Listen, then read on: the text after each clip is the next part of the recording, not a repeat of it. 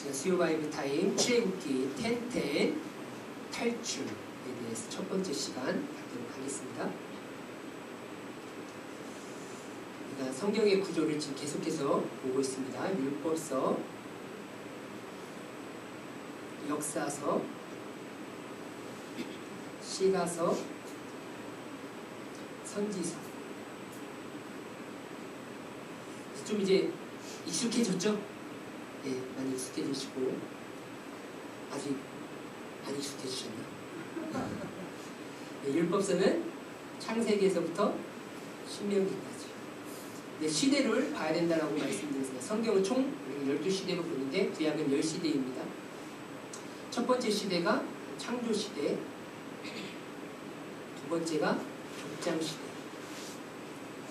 세 번째가 출애굽, 광야시대. 창조시대는 족장시대까지 창세기를 의미한다고 말씀드렸습니다. 그래서 창조시대는 창세기 1장에서부터 11장, 족장시대는 12장에서부터 50장까지. 그래서 우리가 창세기를 기억할 때 비포와 F4를 기억하라고 말씀을 드렸습니다. 비포는 창조, 타락, 심판, 건사. F4는 아브라함, 이삭, 야곱, 요셉. 믿음의 사람을 통하여서 하나님의 나라를 이루어 가시죠. 아브라함의 키워드는 언약, 믿음. 이삭은요, 순종. 순종에는 무엇이 따른다고 말씀드렸죠? 고난이 따른다고 말씀드렸습니다. 야곱에는 자아, 사명. 요셉은 형통, 용서. 기억하려면 요셉이 누구를 용서해야 돼요? 형들, 그죠? 형들을 용서하는 게 형통, 용서. 좀 기억하시면 될 것 같습니다. 자, 출애굽 광야 시대는 출애굽기에서부터 신명기까지라 이렇게 말씀을 드렸습니다. 자, 이제 지금 우리가 출애굽기에 대해 배우고 있습니다. 출애굽기는 핵심적으로 기억해야 될 대표 키워드는 10. 앞에 10은 10가지 재앙, 10 계명. 자, 그래서 우리가 5가지 출애굽기를 이해할 때 5가지 키워드를 꼭 기억하라고 말씀드렸습니다. 첫 번째, 준비. 두 번째, 계시. 세 번째, 탈출. 네 번째, 언약. 다섯 번째, 건축. 누구를 준비시키죠? 모세. 모세가 10가지 재앙을 통해 계시는 10가지 재앙입니다. 통해 어떻게 해요? 출애굽하여. 그죠? 탈출이 출애굽이죠. 출애굽하여 어디에 이른다라고 얘기했죠? 시내산 꼭 기억하시면 됩니다. 시내산에 이르러 시내산에서 하나님께 시내산에서 3가지를 받는다고 얘기했어요. 3가지. 첫 번째가요, 언약, 시내산 언약. 두 번째가 율법. 그 다음에요, 세 번째가 성막 설계도를 받죠. 성막 설계도를 받아요. 이렇게 지으라고. 율법 성막을 받아 성막 설계도대로 성막을 건축한 과정을 기록한 책이 출애굽기다라고 이렇게 말씀을 드렸습니다. 그래서 이 5가지 키워드만 좀 기억하시면 우리 성도님들 출애굽기를 전체 다 이해하신다고 말씀드렸고요. 자, 모세, 하나님께서 사람은 꼭 하나님의 사람을 준비시키시죠. 준비시킬 때 하나님께서 중요하게 하시는 게 무엇이라고 했죠? 소명이라고 했어요. 소명. 부르시죠. 예. 이 소명에는 하나님의 무조건 주권적인 선택이 있다라는 거예요. 내가 되고 싶다고 되는 게 아니라 하나님의 주권적인 부르심이 있어야 된다고 말씀드렸고, 그 다음에 뭘 해야 되죠? 주권 포기를 해야 돼요. 하나님 앞에 부르심을 받은 자는 반드시 신을 걷는 행위를 해야 된다고 말씀드렸어요. 이렇게 하나님께 선택을 받고 주권을 포기한 인생에게 주시는 것이 무엇이냐? 사명이에요. 뭐라고요? 사명. 아무에게나 사명 주시지 않습니다. 하나님께 신을 벗은 자에게 주시는 게 사명이에요. 자, 지금 이제 10가지 재앙을 통하는 것은 하나님의 계시다라고 말씀을 드렸습니다. 10가지 재앙을 하는 5가지 목적이 있다라고 말씀을 드렸습니다. 첫 번째, 이스라엘 백성을 구원하는 데 목적이 있다라고 말씀을 드렸어요. 두 번째는 하나님의 존재를 계시하는 거고요. 세 번째는 하나님의 능력을 계시하는 거예요. 네 번째는 하나님의 섭리 계시하고요. 다섯 번째는 애굽의 우상들 심판하십니다. 그래서 이 10가지 재앙을 다 내리신다라고 이렇게 말씀을 드렸습니다. 그래서 이 애굽의 우상들을 심판하고 이렇게 하나님이 계시를 통하여서 이렇게 구원하신 하나님이 나 여호와다, 그죠? 나 여호와임을 알게 하겠다라고 하나님께서는 드러내셨죠. 여호와라는 의미는 나는 스스로 있는 자다 라고 말씀을 드립니다. 그죠? 그리고 이 세상을 창조한 전능자이시다, 창조주이시다 라고 했습니다. 또한 여호와라는 의미는 이 세상을 주관하고 섭리하시고 통치하시는 분이심을 나타내는 거예요. 뭘 통해서요? 10가지 재앙을 통해서 애굽 사람들과 애굽에 430년 동안 노예로 있던 이스라엘 백성들에게 하나님을 어떻게 해요? 계시하는 것이다 라는 것입니다. 자, 그러면서 우리가 지난 시간에 이제 10가지 재앙에 대해서 살펴보았습니다. 우리 가운데서도 여전히 하나님 앞에서 내버려야 될 그런 잘못된 모습들, 그것들이 있다라고 우리가 10가지 재앙을 통해서 한번 살펴보았죠. 첫 번째가 피재앙이죠. 피재앙은 무엇이라고 말씀을 드렸습니까? 생명이 없는 거예요. 즉 말씀이 없는 인생. 즉 생명이 없다라는 것은 예수가 주인되지 않은 인생. 즉 예수는 곧 말씀이기 때문에 말씀을 붙들고 살고 있지 않은 인생이 바로 피재앙을 당한 인생이나 마찬가지라. 그러니까 우리 인생 가운데 생명이신 예수 그리스도를 날마다 붙잡아야 되는 것이고, 나의 영혼을 건강하게 하고 나의 영혼을 회복시켜주는 하나님의 말씀을 우리는 날마다 사모해야 되는 것이죠. 자, 그 다음에 피, 개구리, 이, 파리, 피, 개이파 이렇게 기억하라고 말씀드렸습니다. 7장, 8장, 9장, 10장 이렇게. 개구리는 자기 의라고 나타났어요. 자기 의. 그러니까 자신의 의로움을 계속해서 나타내고 드러내는. 그래서 성경은요, 우리 이 자기 의에 대해서 정말로 많이 경고하고 있어요. 그래서 조심하라고 얘기하고 있어요. 나만 의로운 게 아니라 내가 의롭게 되는 것은 하나님의 전적인 은혜지, 내가 의로워서 내가 의롭게 된 것이 아님을 성경은 말하고 있습니다. 그리고 이라는 것은 자기 중심적인 거예요. 이기적, 자기 중심적인 행위들, 이기적인 행위들, 내 것이다라고 하면 배려도 없고 사랑도 없는 그러한 자기 중심적인 모습들, 이기적인 모습들, 그러한 모습들을 이제 표현을 하고 있고요. 파리는 육체적 음란, 그 다음에 정욕, 이러한 모습들을 성경은 경계하고 있다. 그 다음에 5번째 돌, 6번째 종기, 7번째 우박이라고 말씀드렸어요. 돌림병은 악한 말이라고 했죠. 그래서 우리가 항상 말을 조심해야 된다. 우리 입술이 거룩해야 되고 우리 입술이 따뜻해야 돼요. 그런데 이 악한 말은 늘 항상 옮겨지기가 매우 쉽다. 그 다음에 종기는 무엇입니까?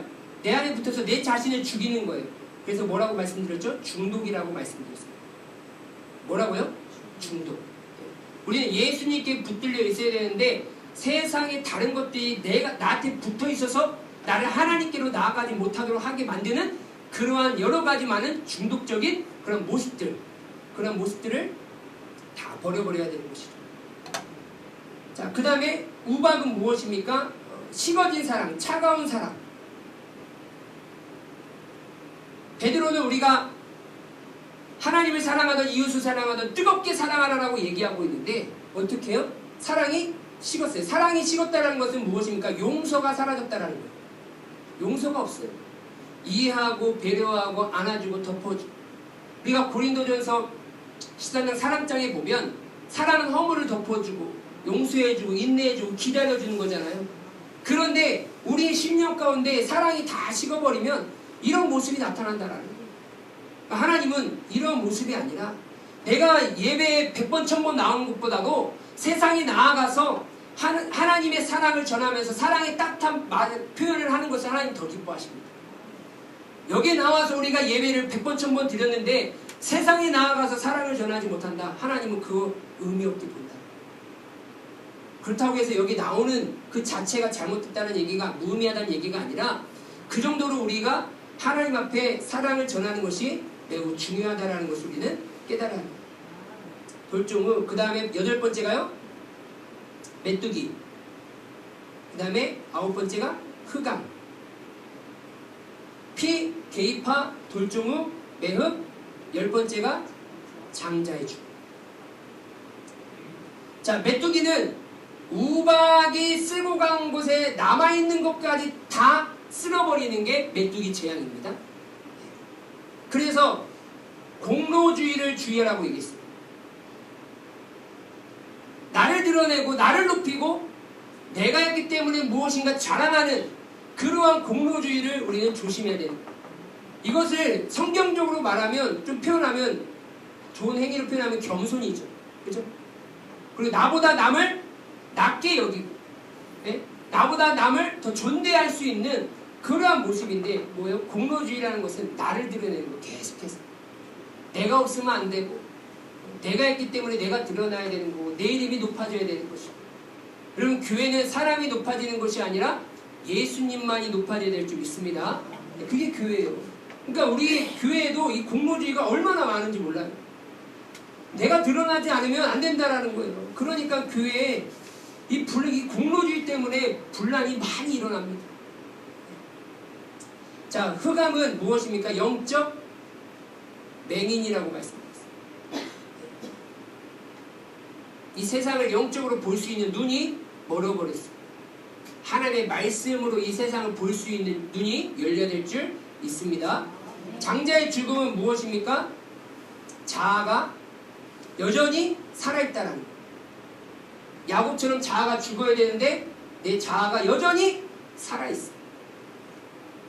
그래서 우리의 이런 모습들을 하나님께서는 심판하시고자 하신다.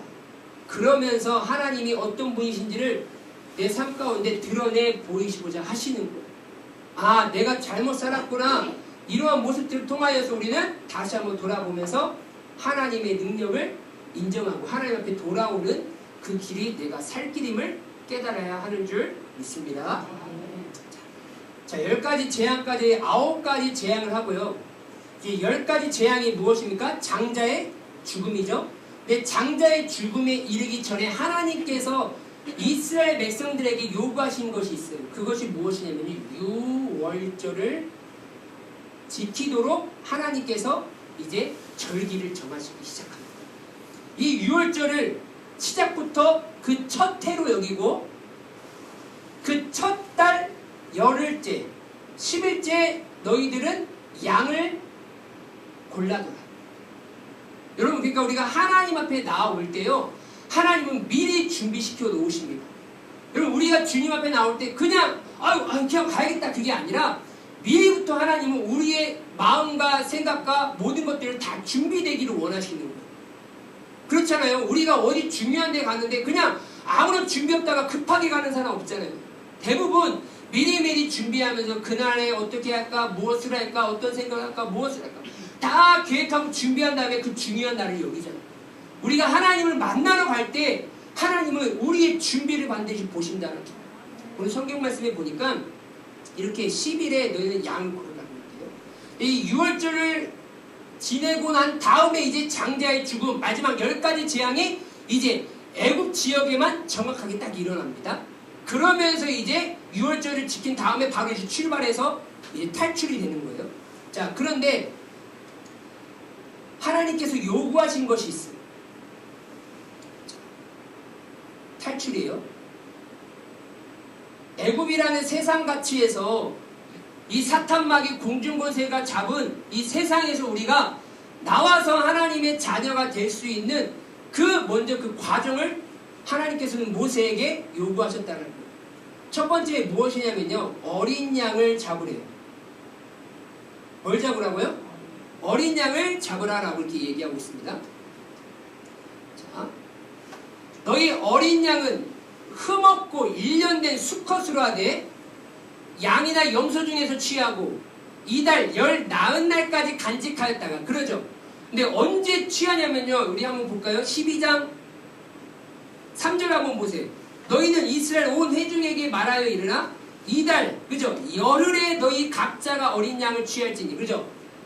이달 첫해 1월 10일에 너희가 양을 먼저 골라둬라. 흠이 없고 점이 없는 1년 된 수컷 양을 뭐하라고요? 미리 골라뒀다가 간직해뒀다가 언제예요? 14일에. 그래서 6월절의 날짜는요 1월 14일이 시작인 거예요. 1월 14일 저녁에 어린 양을 잡아서 어린 양의 피를 어디다가요? 문설주 임방에 발을 해요. 이걸 해야 되는 거예요. 여러분, 우리가 세상에서 하나님의 자녀로 구원받기 이전에 우리가 해야 될 일이 있다는 거예요. 반드시 우리의 마음의 문에 어린 양의 피가 발라져야 될 줄 믿습니다. 하나님은 그걸 요구하시는 거예요. 그게 우리가 세상으로부터 벗어날 수 있는 첫 출발이라는 거예요. 그러니까 이 어린 양의 피는 말 그대로 예수 그리스도의 보혈의 피를 의미하는 것이죠. 그 집안에 있는 문설주라고 얘기하고 있으니까 오늘날은 어디에 표현하고 있겠습니까? 예수님이 어디에 계셔요? 우리 내 안에 계셔야 되는 것이죠.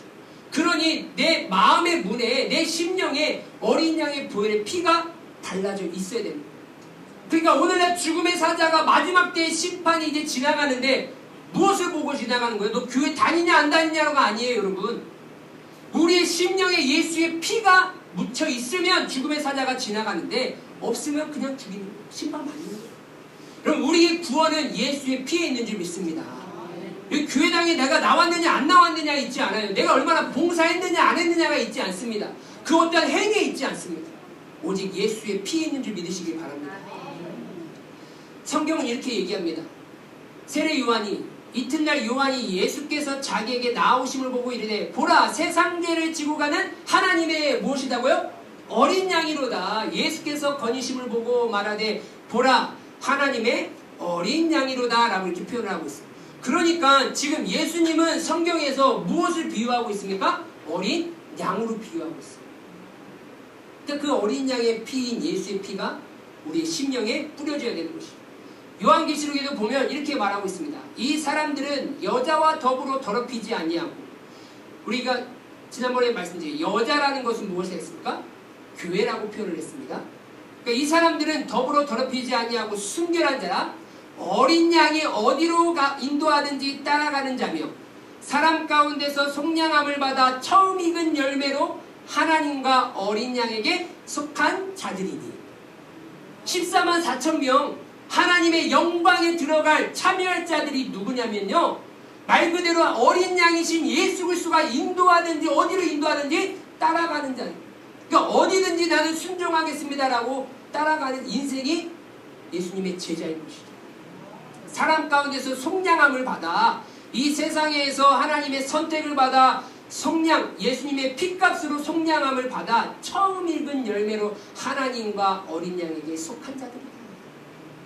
그런 자들이 하나님의 나라에 들어가는 것이고 이 땅에서 하나님의 나라를 누리며 참된 백성으로서 제자로서 살아가게 됩니다.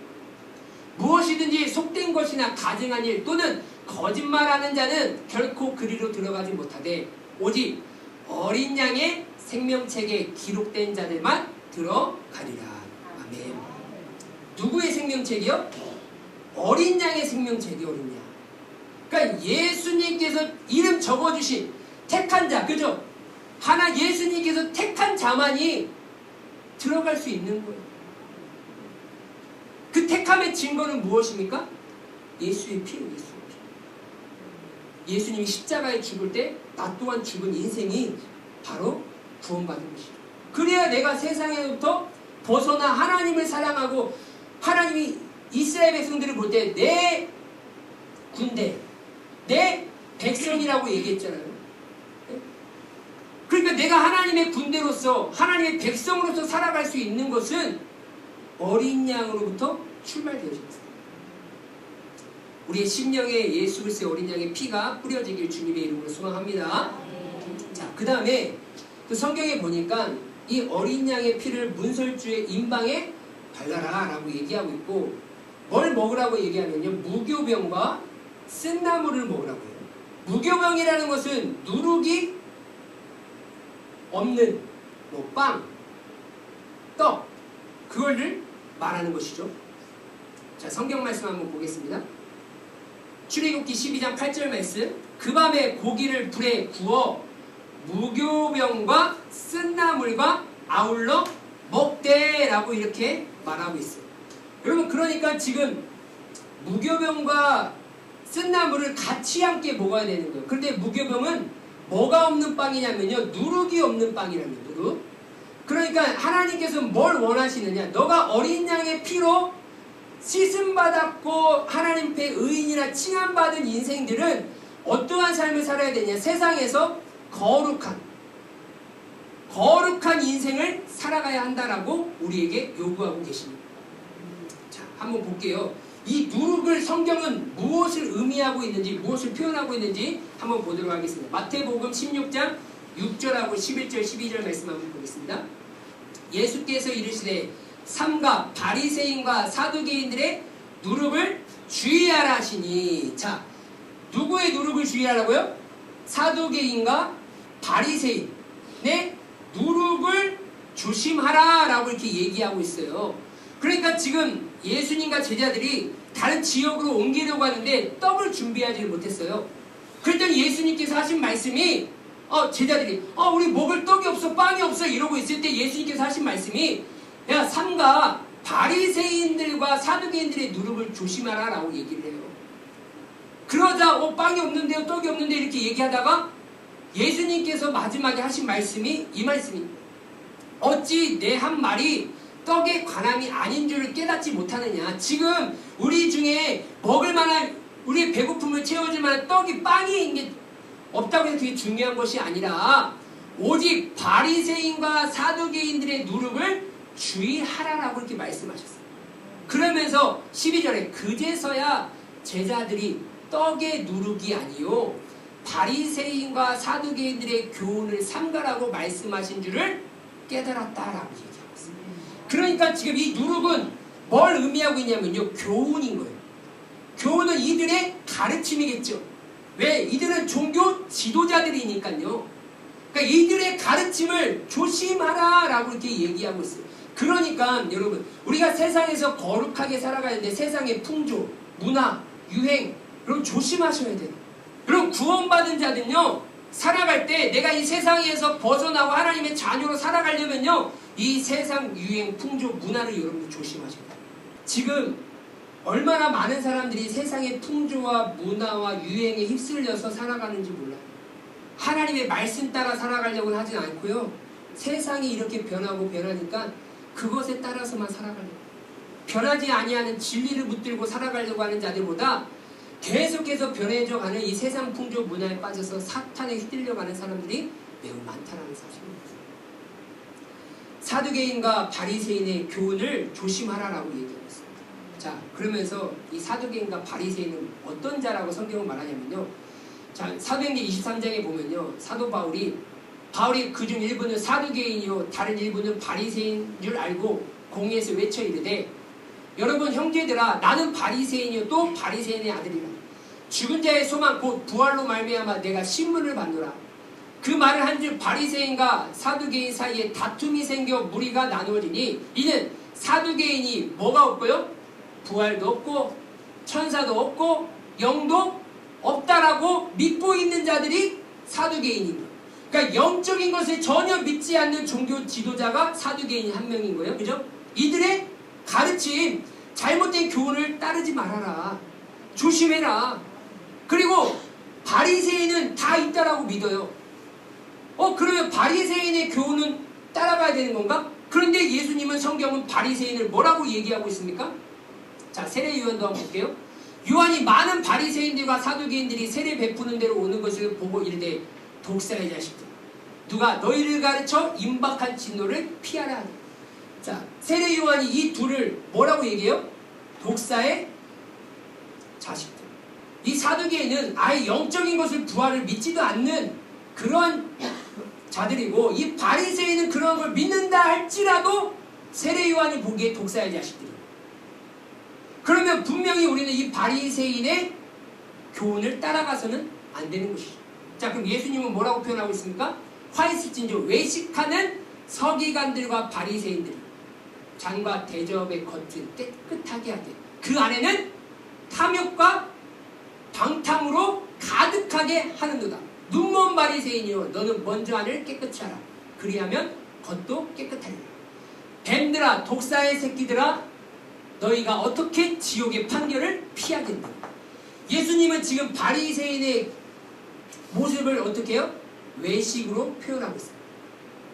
겉은 깨끗합니다. 겉은 그 누구보다 신자처럼 보여요. 근데 그 안은 뭐예요? 탐욕과 방탕으로 가득 찼다는 거예요. 여러분 이걸 조심하라는 거예요. 다른 그 어떠한 것보다도 지금 여러분 하나님이 지금 하나님의 자녀로서 세상에 탈출시키려고 하는데 무교병을 먹으래요.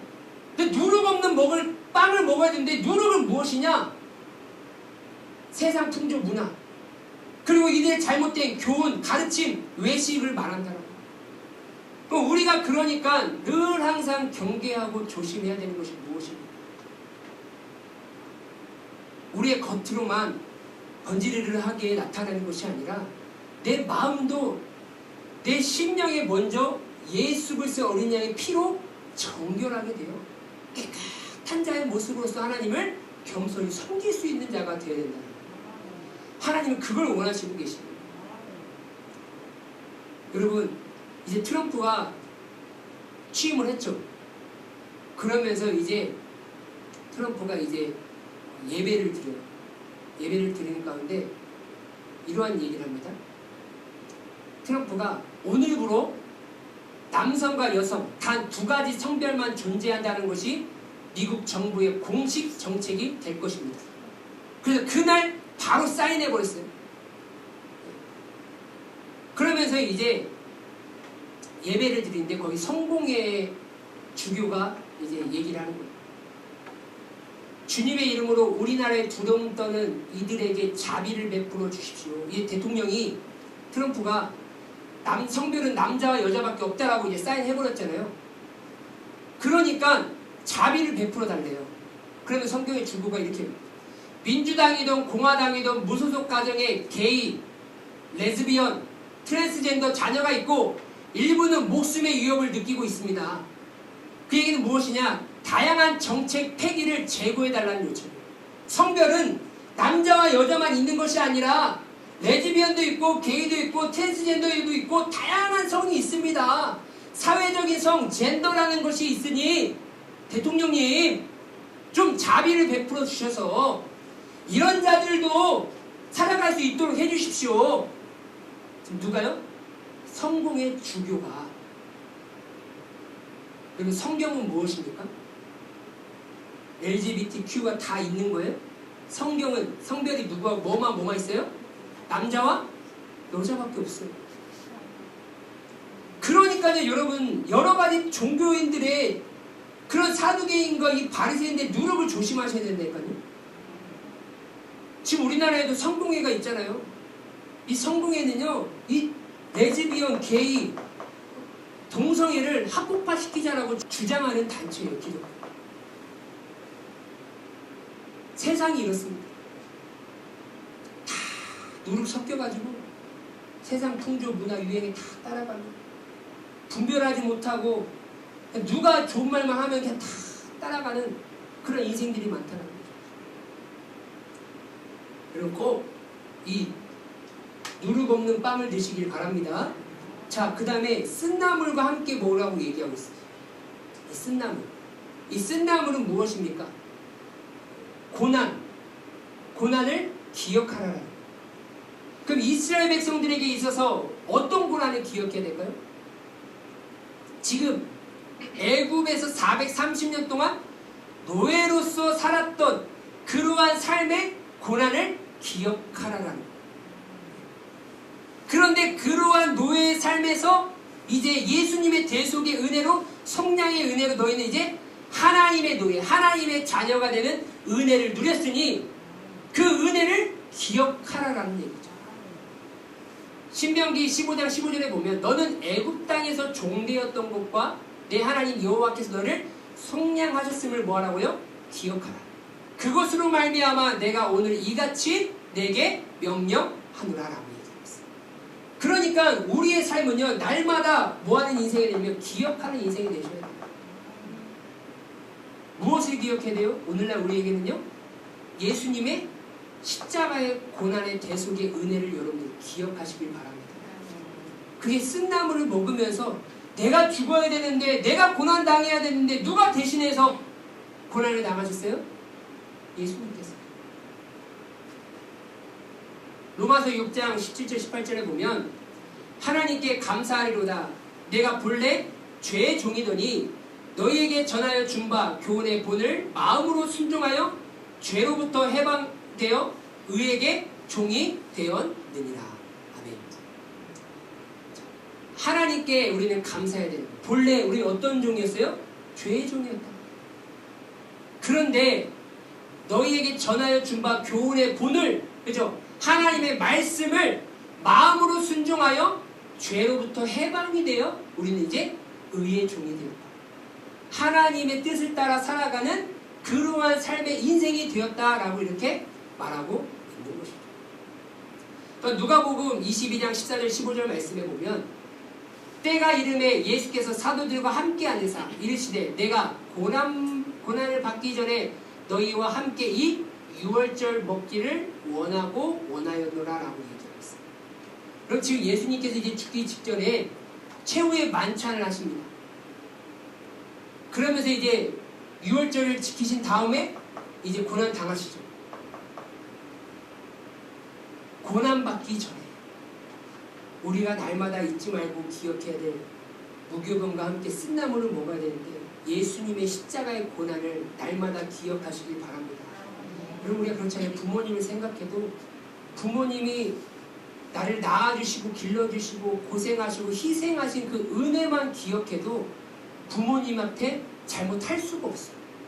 그렇지 않아요? 왜 우리가 부모님을 외면하고 부모님을 함부로 합니까? 그 은혜를 싹 다 잊어버린 거예요. 내가 지금 죄의 노예로 살지 아니하고 의의 종으로서 하나님의 말씀으로 살아가는 자녀로서 살아갈 수 있는 은혜가 어딨냐? 나의 공로도 아니었고 오로지 예수님의 어린 양의 피가 나의 심령에 발라지는 은혜가 임했기 때문에 내가 의의 자녀로서 살아갈 수 있게 되었다는 그 사실을 우리가 기억해야 된다.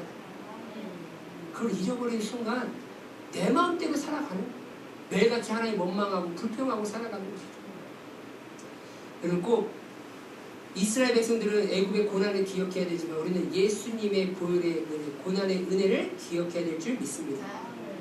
또한 네 번째로 이 고기와 무교병과 쓴나물을 어떻게 먹으라고 얘기하냐면요. 그 다음 성경 말씀을 보겠습니다. 날 것으로나 물에 삶아서 먹지 말고 머리와 다리 내장을 다 불에 구워 먹고 아침까지 남겨두지 말며 아침까지 남은 것을 곧 불사르라. 너희는 그것을 이렇게 먹을지니 허리에 띠를 띠고 발에 신을 신고 손에 지팡이를 잡고. 이 얘기는 뭐예요? 출동 대기 5분 전이라는 거예요. 곧 나갈 준비를 해라 이 얘기입니다. 그죠? 네? 그러면서 뭐 하라고요? 급히 먹으라. 어떻게 먹으라고요? 급히 먹으래요. 왜요? 체하라고. 맞아요? 왜 급히 먹으라? 노인도 있을 것이고 아기들도 있을 것이고 연령층이 다양할 텐데 체하라고 급히 먹으라는 게 아니에요. 여러분 지금 어떤 상황이에요? 탈출 상황이잖아요. 그죠? 지금 이제 애굽을 나가야 되는 상황인 거예요. 오늘날로 표현하면요 구원을 의미합니다. 그렇잖아요? 예? 나가야 되는데 느그적느그적 거리지 말라는 얘기예요. 여러분 그러니까 이 급히 먹으라는 얘기는 무엇입니까? 이것을 빨리 이루어져야 탈출한다라는 거예요. 그 얘기는 무엇이냐? 구원의 긴급성을 얘기하는 거예요. 너의 영혼이 구원받는 게 급하다라는 얘기예요. 여러분 오늘날 여러분들의 인생 가운데 뭐가 급하십니까? 내 자녀에게 있어서 뭐가 급해요? 취업하는 게 급해요? 결혼하는 게 급해요? 자녀 낳는 게 급해요? 중요하겠죠. 근데 성경은 그거보다 더 중요한 게 있다라고 얘기해요. 너의 영혼의 구원이야. 근데 오늘날 우리 어떠죠? 내 자녀는 그냥 세상 풍조, 문화, 유행에 다 휩쓸리면서 세상을 사랑하면서 살아가고 그냥 건강하고 잘 살고 돈 잘 벌면 그냥 괜찮은 거예요. 별로 마음에 급함이 없어요. 지금 내 자녀가 지금 구원을 받을지 안 받을지 모르는 성경은 구원이 급하다라고 얘기하고 있는데 빨리 먹어라. 이제 죽음의 사자가 올 것이다. 그런데 어디에 관심이 있어요? 우리는요? 구원의 긴급성에 관심은 없어요. 이 땅에서 무병장수하고 부귀영화 누리는 게 중요한 것이지 거기에 급하지 내가 구원받고 내 남편이 구원받고 내 부모님 내 자녀가 구원받고 내 지인이 구원받는 건 전혀 관심이 없어요. 긴급하지가 않아요. 119를 부르지도 않아요. 성경은 뭐라고 얘기하냐면요 만일 내 손이나 내 발이 너를 범죄하거든 찍어내버리라. 장애인이나 다리 저는 자로 어디 들어가는 것이요? 영생에 들어가는 것이 두 손과 두 발을 가지고 영원한 물에 던져지는 것보다 낫다. 저는 보여요. 100배, 1000배, 만배, 수십만 배. 만일 내 눈이 너를 범죄하거든 빼어내버리라. 한 눈으로 영생에 들어가는 것이 두 눈을 가지고 지옥불에 던져지는 것보다 앞에 넣어보세요. 집사님 권사님들 스스로 시작.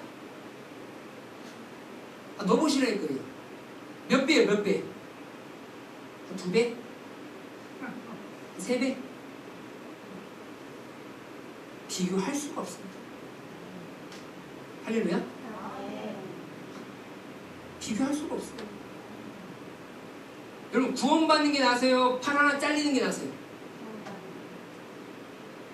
눈 하나 빠지는 게 나세요? 구원받는 게 나세요? 우리 말은 이렇게 하지만 정작 내 자녀가 눈 하나 빠지는 걸 더 슬퍼하실 거예요? 구원 못 받고 죽는 것을 더 슬퍼하실 거예요? 한번 우리 진지하게 한번 고민해 보죠. 저 또 한번 이 무항공항 비행기 사고로 인해서 제 자녀들 4명을 보면서 언제까지 내 곁에 있을 줄 모르는구나. 나도 이들 곁에 언제까지 있을 줄 모르는구나. 그렇지 않아요? 누가 죽으려고 비행기 탄 사람 없을 거 아니에요. 왜 긴급하냐면요. 다 같이 읽겠습니다. 시작. 그러나 그날과 그때는 아무도 모르나니 하늘의 천사들도 아들도 모르고 오직 아버지만 아시느니라. 아멘. 왜 구원의 긴급성이 있냐면요. 예수님이 언제 오실지 아무도 몰라요. 내가 언제 죽을지 아무도 모른다는 거예요. 사람. 그러니까 죽기 직전에 예수 믿어야 돼요. 100이라고 해서 오래 사는 게 아니고 90이라고 해서 그냥 다음날 죽는 게 아니라요. 사람은 언제 죽을지 모른다. 그래서 구원의 긴급성이라는 거예요. 그러니 빨리 먹어라. 이제 너희들 세상에서 나와서 이제 내 백성, 내 군대로서 하나님의 나라를 지켜갈 하나님의 백성이 되어야 된다. 그렇게 탈출하라고 하는데 여러분 우리는 세상을 탈출하고 싶은 마음이 있습니까? 아니면 이렇게 세상에 살고 싶은 마음이 더 있습니까? 다시 한번 우리의 삶을 돌아보기 원합니다. 하나님의 백성으로서는요, 철저하게 구별하기를 원하시고 하나님의 말씀을 소유하기를 원하십니다.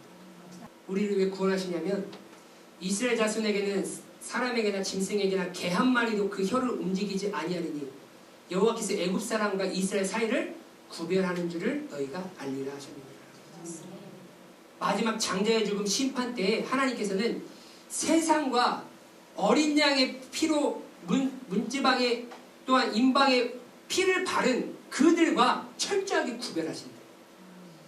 그리고 그들의 인생 가운데 내 손의 기호와 내 미간을 표로 삼고 여호와의 율법을 내 입에 있게 하라. 이는 여호와께서 강하신 손으로 너를 애굽에서 인도하여 내셨음이니라. 여러분 우리를 구원하신 이유는 세상에서 구별되게 거룩하게 살아가라. 그래서 이 구별이 무엇입니까? 주기 위해서 레위기인 거예요. 여러분 그래서 레위기가 중요합니다. 이제 출애굽기 끝나면 레위기 갈 거거든요. 여러분 레위기가 정말 중요해요. 어떻게 구별이 되는지 그 하나님 나라의 법을 가르쳐주는 게 율법이 바로 레위기예요. 그리고 우리의 입술 가운데 하나님의 말씀이 있게 하라. 날마다 주를 선포하고 하나님의 말씀을 붙들고 살아가는 인생이 되게 하기 위하여서 어린 양의 피를 우리 심령에 바르게 하고 무교병과 쓴나무를 먹게 해서 급히 나오게 해주는 은혜로 허락해 주신 줄 믿습니다. 우리가 다시 한번 이 구약을 보면서 이 신약의 십자가의 은혜가 얼마나 큰지를 다시 한번 느끼셔야 돼요. 그 십자가의 은혜를 다시 한번 되돌아보시면서 그 예수님의 대속의 은혜에 감사하시면서 내가 구원받은 것에 감사하고 나로 끝나는 것이 아니라 내 남편, 내 자녀들, 또 내 지인들 구원의 긴급성을 성경은 말하고 있으니 그 사람 언제 죽을지 모르고 예수님 언제 올지 모르니 빨리 손 하나 없는 것보다 다리 하나 없는 것보다 눈 하나 없는 것보다 구원받는 것이 성경이 더 낫다. 비교할 수 없을 정도로 더 낫다라고 성경이 말하니 우리는 그 말씀을 믿고 복음 전하며 그들에게 진리를 선포하며 그들이 예수님께 돌아올 수 있도록 우리는 날마다 기도하고 그들에게 복음을 전해 살아가야 될 줄 믿습니다. 그런 인생으로 살아가시고 하나님께 영광 돌리며 살아가시고 귀한 성도님 되시길 주님의 이름으로 소망합니다. 기도하겠습니다.